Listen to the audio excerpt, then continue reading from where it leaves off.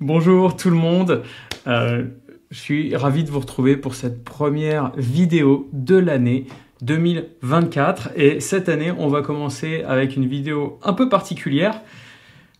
Déjà je voudrais remercier Michael, qui fait partie de la communauté, qui a regardé mes vidéos et qui m'a hacké mon compte Proton et je voudrais donc vous parler de tout ça. Un énorme merci à lui. Déjà, parce que déjà, il m'a remonté le problème qui était sur mon compte Proton, qu'il pouvait faire des trucs pas très cool avec, mais comme c'est quelqu'un de la communauté et qu'il est super cool, et finalement, il m'a juste alerté et moi j'ai réglé le problème très rapidement. Donc déjà, je vais vous expliquer ce qui s'est passé, et ensuite je vais vous expliquer comment vous ne pas vous faire avoir. Et ça, je pense que c'est le plus important. On va tous ensemble essayer de comprendre ce qui s'est passé et pourquoi moi, j'aurais pu me faire avoir. Et ensuite, on va regarder ensemble comment faire pour le régler. Et tout ça, en plus, sur les bons conseils de Michael, que je remercie encore une fois. Donc, vous allez voir comment tout ça, ça a commencé et comment on peut régler ce genre de problème et pourquoi ce que j'avais mis en place sur mon compte Proton était très intéressant. Je vous explique tout ce qui s'est passé tout de suite dans la vidéo. C'est parti.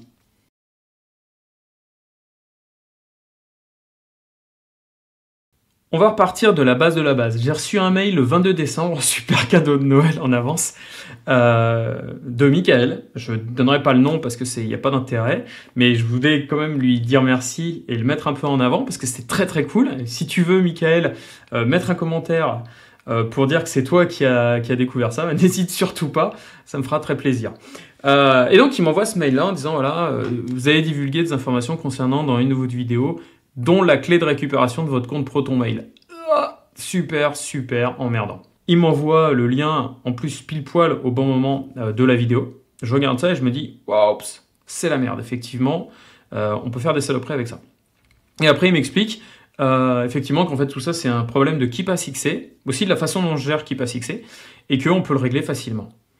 Ok, donc moi je reçois cet email, et là, je vais aller voir ce qui se passe dans mon compte Proton Mail. Donc là, si vous avez vous-même un code Proton, vous pouvez aller dans les paramètres et vous allez pouvoir trouver dans récupération les méthodes pour en fait éviter toute perte de données en prenant quelques précautions. Ça, c'est important de le mettre en place. Vous pouvez avoir une récupération du compte via une adresse email. On peut mettre en place une adresse de secours. Vous pouvez avoir une récupération via un numéro de téléphone, il suffit de renseigner le vôtre. Et enfin, vous pouvez avoir une récupération des données de façon totalement anonyme, parce que finalement, une adresse email de secours ou un numéro de téléphone, ça peut vous identifier. Donc là, en fait, vous pouvez aussi avoir la récupération de vos données de votre compte Proton par le biais d'une phrase de récupération. Ok, moi je l'ai mis en place, donc j'ai généré ma phrase de récupération, je l'ai chopée et je l'ai collée dans un endroit que j'estimais sécurisé. En l'occurrence, ma base de données KeePass. Et le problème que m'a remonté très gentiment Michael dans son email, c'est que moi, comme je vous montre plein de trucs et ainsi de suite, j'avais pas fait gaffe. Effectivement, dans KeePass, les mots de passe sont cachés de base, on les voit pas. Par contre, les notes ne sont pas cachées de base. Et comme moi, j'avais foutu ça dans mes notes, quand j'étais en train de vous expliquer comment ça fonctionne, effectivement, on pouvait le voir. Ça donne à peu près ça. Donc là, vous pouvez voir, je suis sur mon KeePass, la dernière version, 2.7 de mémoire. Et moi, j'avais ça pour vous expliquer, voilà, je vais récupérer mon mot de passe, donc je fais CTRL-C, hop, c'est dans mon clipboard, donc je suis très bien et tout ça. Le truc, c'est que là, effectivement, tu vois pas mon mot de passe. Mais moi, dans mes notes, j'avais mis la phrase secrète comme ça. Bon, c'est pas la bonne, hein, c'est moi qui l'ai mise en place. Et en plus, j'avais les MFA Recovery Code. Voilà, bon, c'est pareil, hein, c'est pas les bons. De toute façon, tous ceux qui sont dans la vidéo en question, ils ont tous été virés. Mais là, c'est vraiment pour la chaîne YouTube, on ne fait pas l'erreur 36 fois. Donc voilà. Et donc, en fait, je l'avais ici, phrase secrète, blablabla. Bla, bla, bla. En plus, je l'avais ici, blablabla. Bla, bla, bla. Donc, un attaquant, en regardant ma vidéo, pouvait récupérer mon mot de passe. Et m'a donc récupéré mes données Proton. Super, super emmerdant. Ok, ça c'est la première chose. Après, j'avais aussi mes MFA Recovery Code qui étaient visibles parce que j'avais dû avoir un truc comme ça. Donc, en fait, il y avait tout visible. Super chiant. Donc, j'avais mon MFA, ma phrase secrète. C'est pas cool parce qu'on met le MFA pour se protéger. Par contre, mon mot de passe, il n'était pas visible. Donc, est-ce qu'un attaquant, et c'est ça la bonne question, est-ce qu'un attaquant pouvait me défoncer? Oui et non. Je m'explique. Oui, parce qu'en fait, comme il avait le MFA, il lui suffisait de craquer mon mot de passe. Mon mot de passe, il ne l'avait pas. Le mot de passe, c'est quelque chose que moi j'ai dans la tête, en l'occurrence que j'ai dans mon KeePass. Il est super énorme. Il fait à peu près une vingtaine de caractères à chaque fois, parce que c'est très facile de faire ça de base dans KeePass XC. Vous devriez faire pareil, mettre 20 caractères. Donc s'il veut faire un brute force, ça allait être assez compliqué. Je pense que Proton m'aurait alerté avant qu'il se passe quelque chose. Donc ça, c'était la première bonne solution pour me protéger, c'est que mon mot de passe, quoi qu'il arrive, il n'est pas trivial à défoncer. Après, il fallait qu'il claque le MFA, mais ça, il l'avait puisqu'il avait le recovery code, donc ça pouvait passer. Donc en fait, c'est là-dedans que le fait d'avoir cette double autente, elle m'a permis aussi de me protéger. Parce que, ok, mon token MFA était corrompu, c'est très sympa, Michael, de me l'avoir fait remarquer, mais mon mot de passe, a priori, ne l'était pas. En tout cas, pas par cette méthode-là.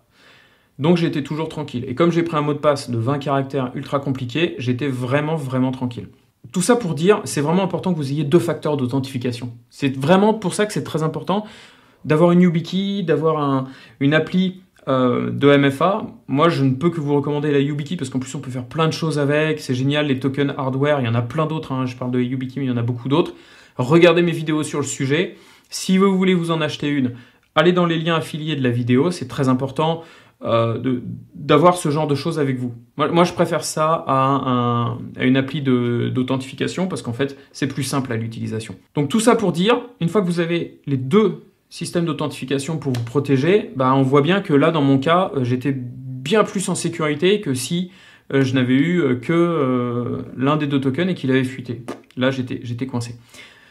Donc voilà comment ça s'est passé. Qu'est-ce qui s'est passé après dans les 2-3 minutes où j'ai eu cet email-là? Je suis allé sur mon compte, j'ai révoqué tous mes tokens MFA. Je les ai réenrôlés après, donc c'est pas le même en fait. Donc c'était bon. J'ai changé pareil la phrase de récupération, je l'ai révoqué, je l'ai réenrôlé une nouvelle. J'en ai profité pour changer mon mot de passe. Ça coûte rien et c'est très facile à faire. Et c'est bon, j'étais reparti comme en 40. Donc j'avais mon appli avec mon TOTP qui avait été remis à 0, mes tokens hardware avaient été remis à 0, mes MFA recovery code que vous devez sauvegarder. Alors moi je les sauvegarde en KeePass, a priori on dit que c'est un peu débile, et effectivement c'est un peu crétin, mais avant d'avoir celui-là il va quand même falloir un peu s'accrocher. Mettez ces choses-là, et puis si vous apercevez d'un problème, vous changez tout très vite, et ça fonctionne. Donc voilà, grâce à la communauté, et encore merci à Michael, il m'a alerté et puis j'ai pu voir ça. Ça me permet de vous en faire une vidéo. Ça me permet de vous permettre à vous de vous protéger. Mais surtout maintenant, comment je fais pour que ça n'arrive plus jamais? Et c'est là que ça doit vous intéresser. Effectivement, il faut que vous alliez dans les settings de KeePass XC. Et vous allez dans l'aspect sécurité. Et tout en bas, ce qu'il faut mettre, c'est cacher les passwords dans le panel de preview. Ok, il est coché par défaut. En fait, c'est celui-là aussi qu'il faut cocher. Cacher les notes par défaut. Et voilà ce que ça va donner. Voilà, en vous expliquant ce qui se passait sur KeePass et en faisant juste je vais copier mon mot de passe, il est dans mon clipboard, vous n'auriez pas vu ces notes-là, puisque de base, elles sont cachées, tout comme le mot de passe. Donc c'est ça qu'il faut que vous alliez faire. Je vais vous le refaire. Donc Settings, Sécu, cacher les notes par défaut. Et là, vous êtes tranquille. Si quelqu'un regarde par-dessus votre épaule pendant que vous êtes en train de faire quelque chose, et effectivement, quand vous copiez là, c'est pas visible, mais il peut voir vos notes. Donc, faites ça par défaut, changez-le. J'ai envoyé un petit tweet à KeePass XC pour leur dire, je pense qu'il faudrait peut-être le cocher par défaut. En tout cas, n'hésitez pas à le faire vous aussi. Plus on est de fous, plus on rit. Et ça pourra peut-être les faire bouger parce qu'effectivement, en fait, c'est un petit problème. Et puis, il vaut mieux le décocher parce que nous, on est certain de la façon dont on utilise KeePass XC plutôt que de le laisser visible et qu'on puisse se faire avoir. Voilà, j'espère que ça vous a intéressé, j'espère que ça vous a plu, j'espère que ça vous arrivera pas. En tout cas, si vous faites exactement ce que je viens de vous montrer, ça ne vous arrivera pas. Mettez vos tokens MFA, vous voyez... Moi, si ça avait été quelqu'un de malveillant, ça m'aurait sauvé. Donc surtout, surtout, surtout faites-le. Achetez-vous un token hardware, mettez en place des tokens software. C'est facile, j'ai fait des vidéos là-dessus. Posez-moi les questions en commentaire si vous n'y arrivez pas. En tout cas, on se retrouve très très vite pour de prochaines vidéos. Et d'ici là, restez sécures sur le web et ailleurs. Et à très bientôt. Ciao, ciao!